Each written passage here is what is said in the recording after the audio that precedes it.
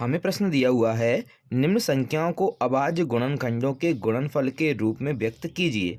तो हम किस प्रकार करेंगे? यहाँ हमको 140 के अभाज्य गुणनखंड लेना है। तो हम 140 का ये सम संख्या है, तो हम 2 से डिवाइड करते हैं। जब 2 से भाग करेंगे 2 सत्ते 14 और ये 0 आ जाएगा। फिर हम 2 से भाग करेंगे तो ये सम संख्या कट आएगा, 2 3 6, एक बचेगा 10 हो जाएगा, 2 पंजा 10। अब ये 35 2 से नहीं जाएगा, 3 से भी नहीं जाएगा, ये आपका 5 से जाएगा। तो 5 से काट देंगे, 5 7 35, फिर 7 से काटेंगे, कितना आ जाएगा 1। अब जो आपका 140 है उसको गुणनखंड के रूप में किस प्रकार लिखेंगे? यहाँ आपका 2 दो बार है, तो हम लिख देंगे 2 की घात 2 गुणा। यहाँ 5 आपका एक बार है, तो हम लिखते हैं 5 की घात 1 गुणा। यहाँ 7 आपका एक बार है, तो हम लिखेंगे 7 की घात 1। तो ये आपका आंसर हो गया है। दूसरा हम 156 लेते हैं, इसको हम टुकड़े करेंगे, गुणनखंड करेंगे। 156 चूँकि ये सम संख्या है, 2 से कट जाएगी, 2 से हमने काटा, 2 सत्ते 14, एक ये आपका आ जाएगा 2 अट्ठा 16।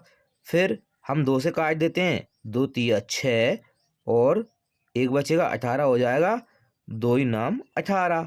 फिर हम 3 से काट देंगे, 3 एकम 3, 3 तिया 9। फिर हम 13 से काट देंगे तो ये आपका 1 आ जाएगा। अब किस प्रकार लिखेंगे? हम लिखेंगे 156 बराबर, यहाँ पे 2 आपका कितनी बार है? 2 बार है, तो हम 2 की घात 2 लिख देते हैं गुणा। दूसरा आपका 3 है, 3 एक बार है, तो 3 की घात 1 लिख देते हैं। फिर आपको दिया है 13, 13 आपका एक बार है, 13 की घात 1 लिख देते हैं।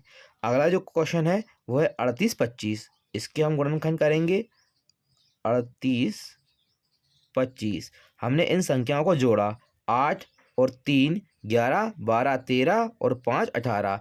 18 3 से विभाजित होता है, तो ये संख्या आपकी 3 से विभाजित हो जाएगी। करते हैं, 3 एकम 3, 3 दूनी 6, 2 बचे 22 होगा, 3 7 21, फिर एक बचा 15 होगा, 3 5 15।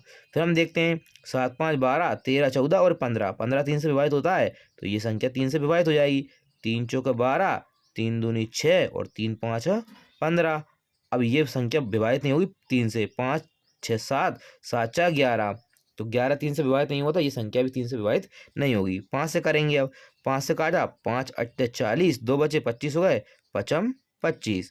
फिर हम 5 से काटते हैं, 5 से काटा 5, एकम 5 बचे 3, 3 पे 5 35, 5 7 35।